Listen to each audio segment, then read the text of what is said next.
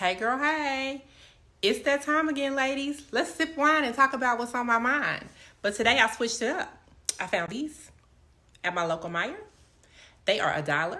They come in all different flavors. Definitely worth that dollar and the trip to go get some. But we can sit, talk about what's on my mind, have some girl talk. Grab your drink. Stay tuned.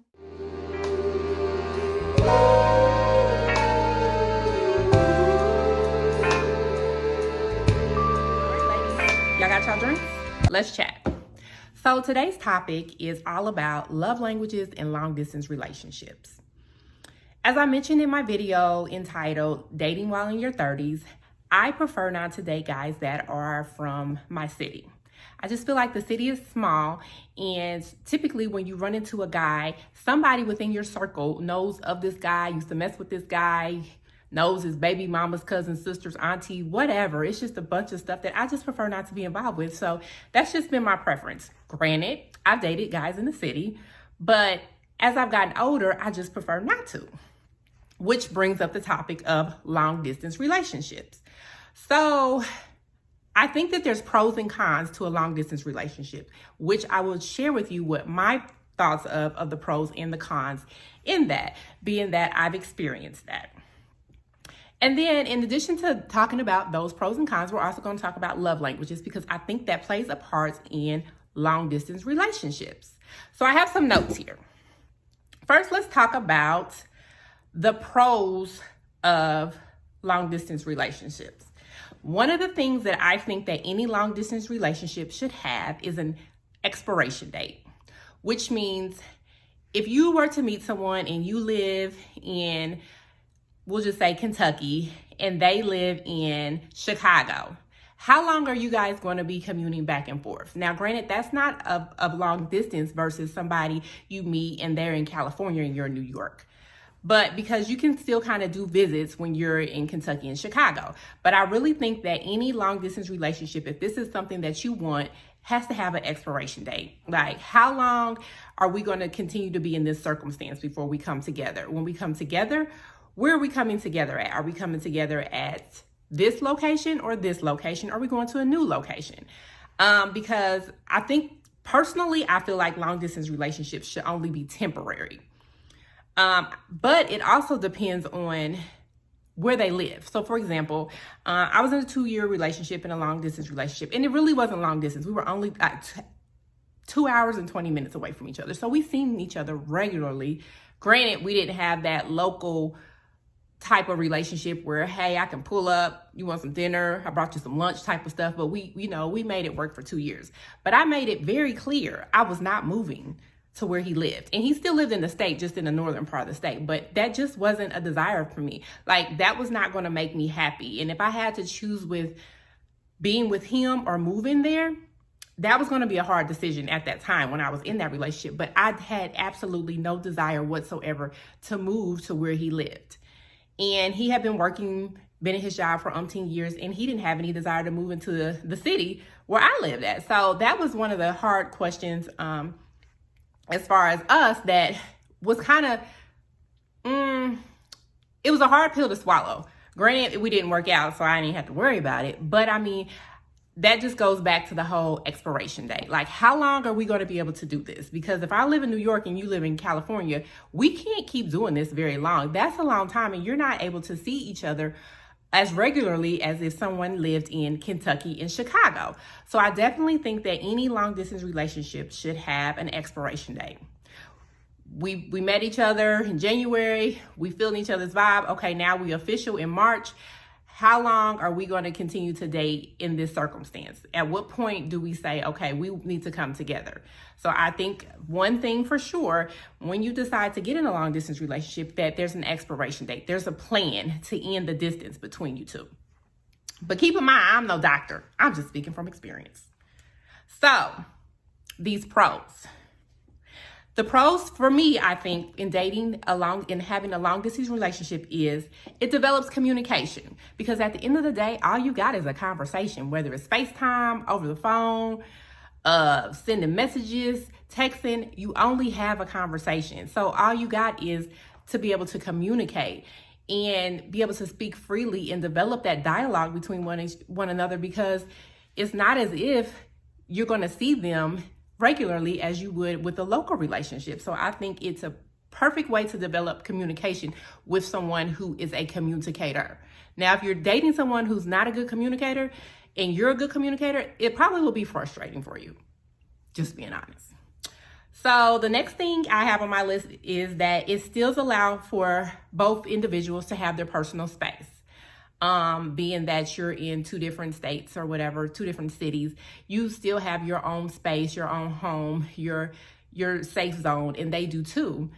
Yet and still you may intertwine going and, visiting each other's space. Once you come together, that time is appreciated. That's a pro. So, you take value in the fact that, okay, this is my weekend to see my boo. This is what we're going to do, or I can't. And sometimes it's just a matter of hanging out in the house and watching TV, Netflix and chill. I mean, it doesn't have to be anything spectacular, especially when your time together is very limited. So having that time together is valuable for you all.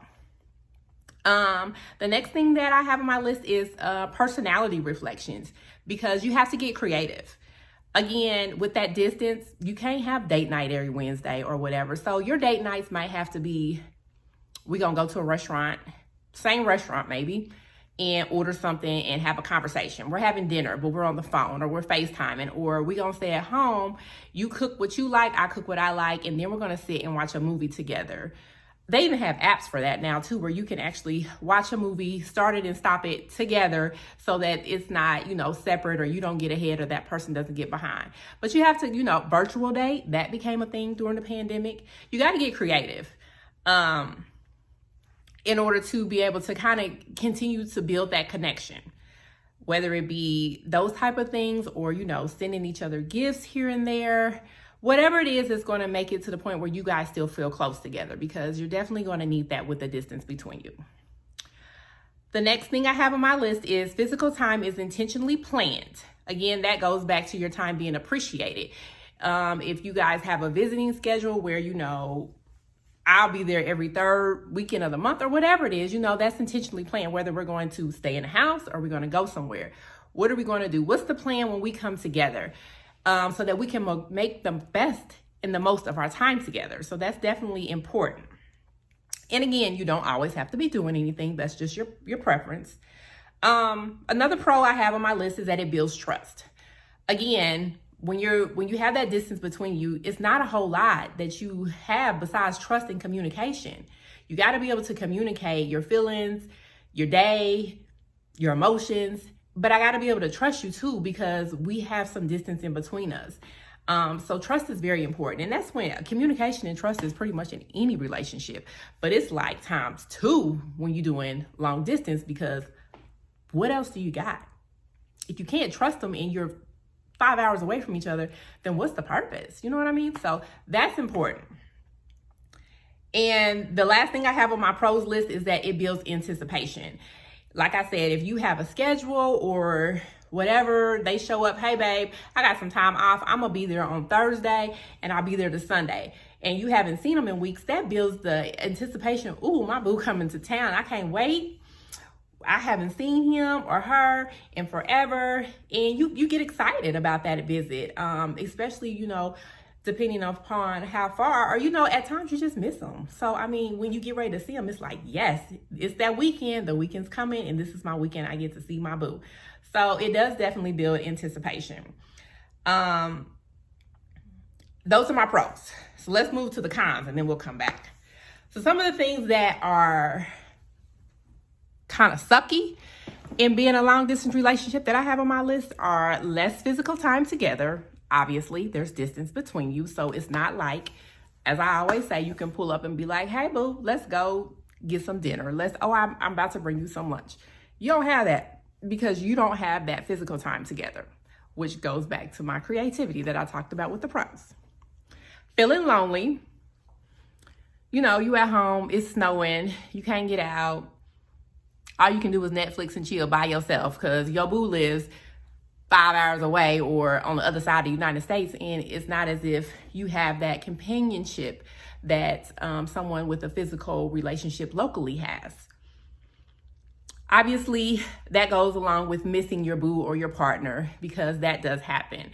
Now, the good part about it is that the distance allows for you all to miss each other versus a physical relationship locally, where that might not always happen. Or, there's times where it's like, oh, you're smothering me and all that. So that's a good part about the missing, but the bad part about it is the missing too, because you could be missing them for weeks, months, however long before your next visit, depending on the distance between you all.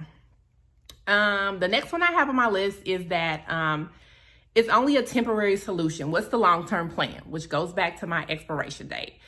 So if you're doing this and you've decided, this is the person I want to be with, we're going to be together, blah, blah, blah, then again, you need that long-term plan. How long are we going to do this?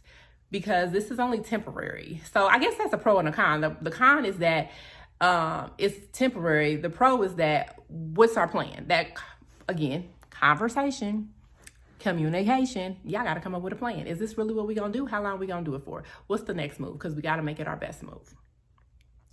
And the next one I have on my list is, will your love language be able to handle the distance? What type of love language do you have?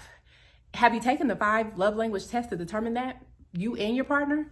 Because that's going to help to determine how you guys are going to be able to pull through with this long distance relationship. But we'll go into that a little bit more in detail when we talk about love languages. And last but not least, of course, there may be a chance of cheating. Granted, there's a chance of cheating with a local physical relationship too, but there's a higher chance of cheating in a long distance relationship. Ain't like you can pull up, see what's cracking over there, why he ain't answered the phone, and you done call him 5 times. He got me messed up. I'm about to pull up. No, boo. You ain't about to pull up. You got to take some time, because you 5 hours away. It's going to take you a minute to pull up. So there's definitely that. But that goes back to building the trust and the level of trust and the communication, because if they're unhappy and you have that type of trust and that kind of relationship, then they should be able to say, there's some components in this relationship that are not working for me. I'm not sure what we can do, but then again, we're all human. Something walk by locally and you like, ooh, Romy won't want some of that. Then there's a chance that might happen. So that's a chance you take. That's a chance you take in any relationship. But again, a long distance relationship, it is a bit higher, but I mean, it's a risk. It's a risk in any relationship. And it's a matter of 2 people in the relationship. What is our goal? What are we trying to do? Is this really what we want? So those are my pros and cons for dating in a long distance relationship.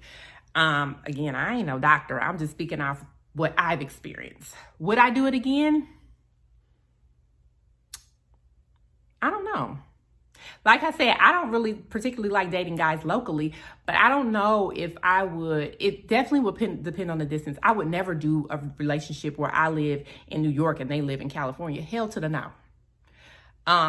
Like I said, the last time I was in one, we were 2 hours away. Like, I literally could be sitting at home and be like, I don't got nothing to do this weekend. Let me pack me a little bag and pull up on my boo. And I did. I mean, we had a schedule, and it wasn't always on the weekend that I seen them. And there was days throughout the week, and we made it work for us for as long as we did. But there was no expiration date for us besides when we broke up. But I definitely think that it would definitely have to be an expiration date in a plan. If I chose to do it again, and the distance would definitely make a difference, because I'm not getting ready to do, they live 15, 14 hours away. I'm not. It's not my cup of tea. I don't want to do that. So it also depends on the individual. So I guess I would say, I don't know. I can't give you a yes or no. It would definitely depend on the individual, the circumstance, and the distance on if I would do it again. Would I relocate? Now, if we decided, okay, we're going to do this, and after, we've been doing it for, let's just say, a year. At this point, our expiration date is coming up. I would probably relocate, depending on where they lived. Like my other situation, I made it very clear from the day 3. I'm not moving up there. Absolutely not. So that was a different type of situation. But depending on where they lived, I'm at a point now in my life that I can relocate. Years ago, I couldn't. My kids were younger. My kids are older now, so I can relocate. But depending on where they live will determine if this was going to be my final move or if this was just a stopping point, a checkpoint to our final move. So it would definitely be a conversation that would be had before I did it, and determining if I'm coming and I'm moving, how long will we be here before we get to here? And what is our long-term plan? So that goes with the expiration date and the long-term plan. We would definitely have to have that conversation if I did it. So it would definitely be, now I ain't getting ready to relocate from the sunny city of Florida and go to Wisconsin or something. Boo, you're gonna have to come down to Florida. But I wouldn't date nobody that lived all the way in Wisconsin if I lived in Florida. That's too far apart. It's gonna take me forever to drive. And I don't do road trips very well, so therefore I ain't driving. So I wouldn't do that. So that's my spiel and what I think about it. Next, we're going to talk about love languages.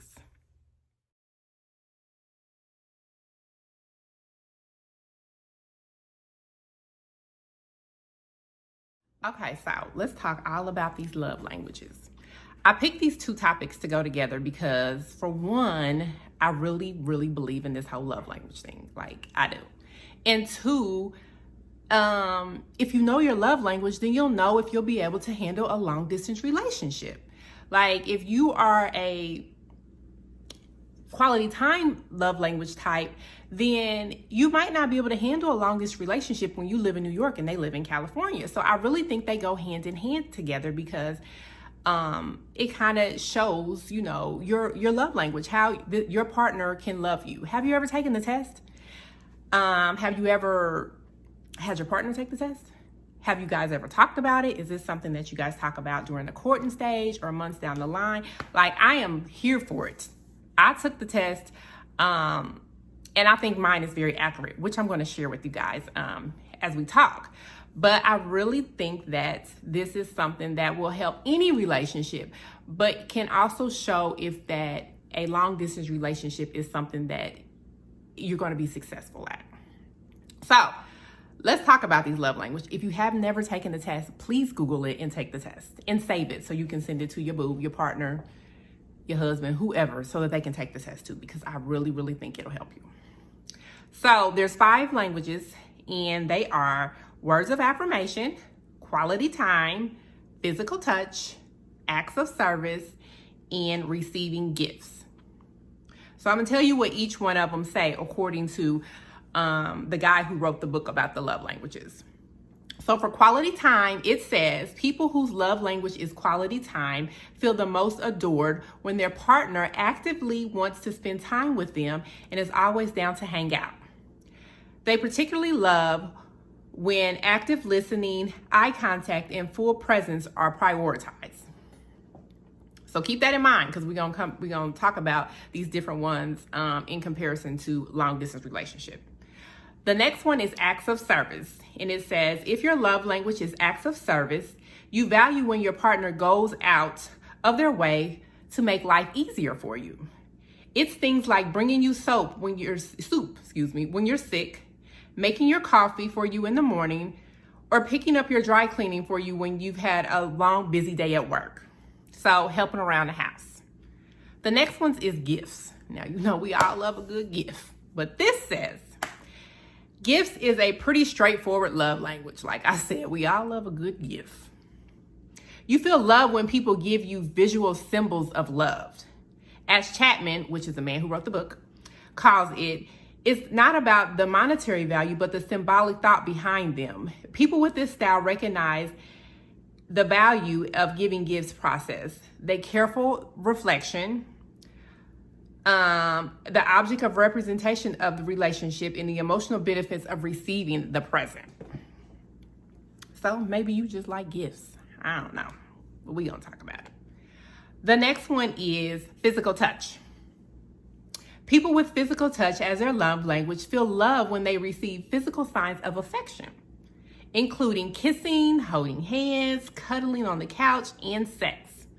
Physical intimacy and touch can be an incredible, affirming, and serve as a powerful emotional connector for people with this love language. And last but not least, words of affirmation. Words of affirmation are any spoken or written words that confirm, support, uplift, and emphasize with another person in a positive manner. Words of affirmation is one of the 5 love languages, which are just specified ways of giving and receiving love in a relationship.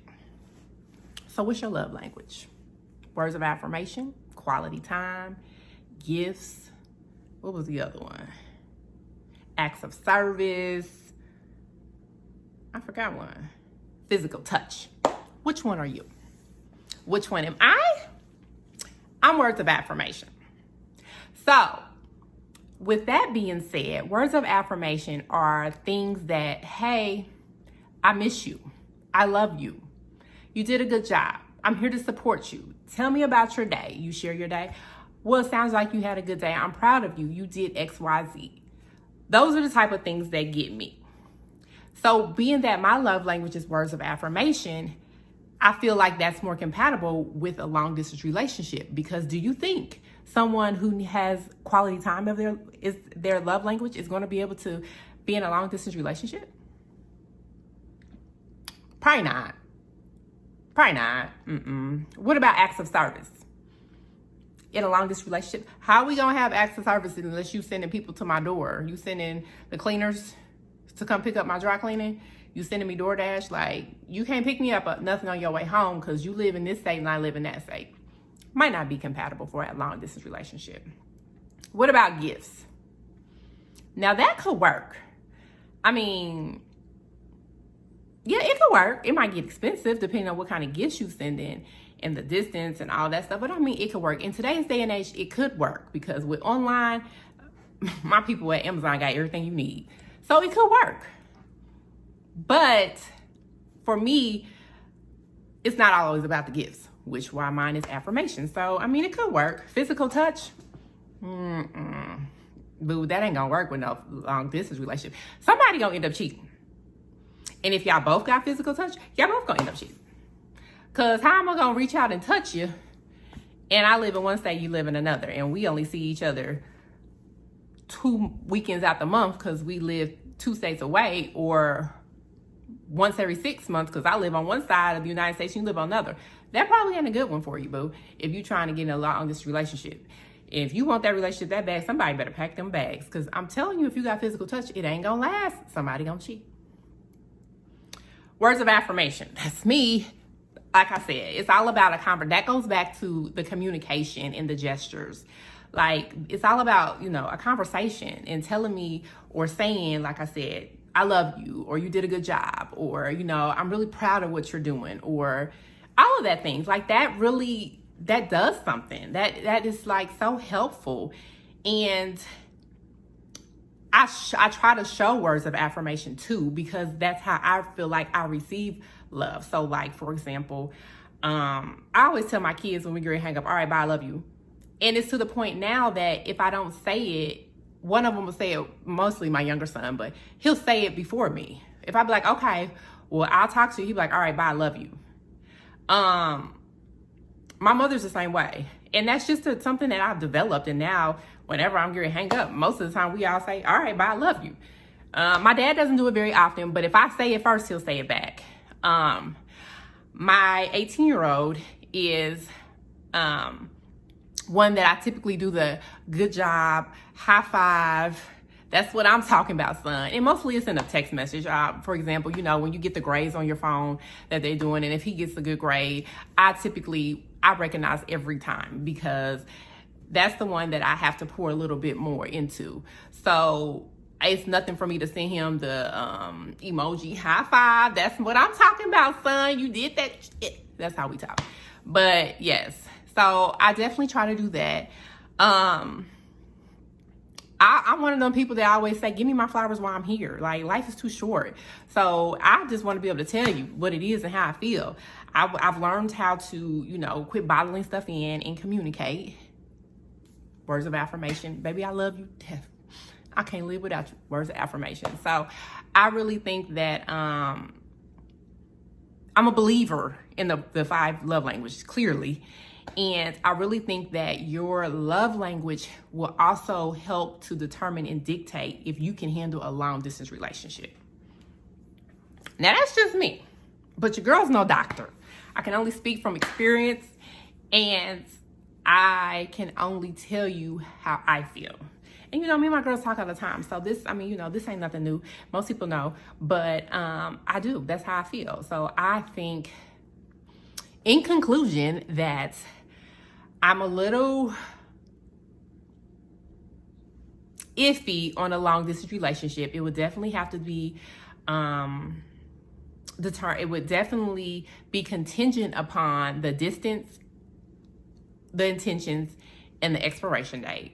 But I think that with my love language and having an understanding of those three things, I could handle it. But I also know that if I'm going to be in a long distance relationship, I have to have somebody whose love language is going to be able to handle a long distance relationship.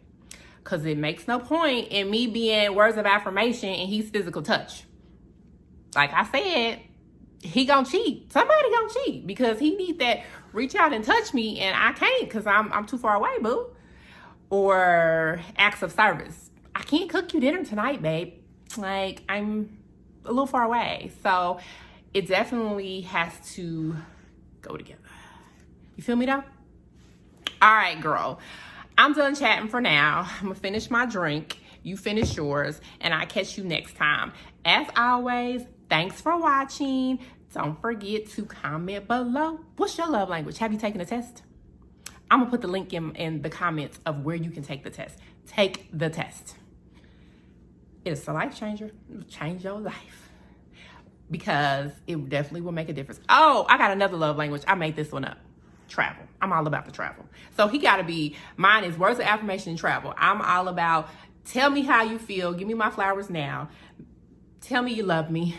And call me at work and say, babe, it's Tuesday. What you doing on Thursday? Because I'm about to book us a flight. We out this. Bring your passport. Because I'm packing my bag and I'm on my way. And I'm with it. So I made that love language up. It's not part of the 5. It's part of Ashley. But I'm going to put the link below. Take the test. As always, like I said, thanks for watching. Hit the subscribe button so you know when I post my next video so you can have your wine ready so we can chat this thing out. And don't forget to share. Tell a friend to tell a friend to tell a friend. Like. I got all kind of videos. Like them. Watch them. Go back and comment on my old ones. I want to hear your thoughts. And I will see you guys next time for sipping wine, or this time I'm sipping margarita and talking about what's on my mind.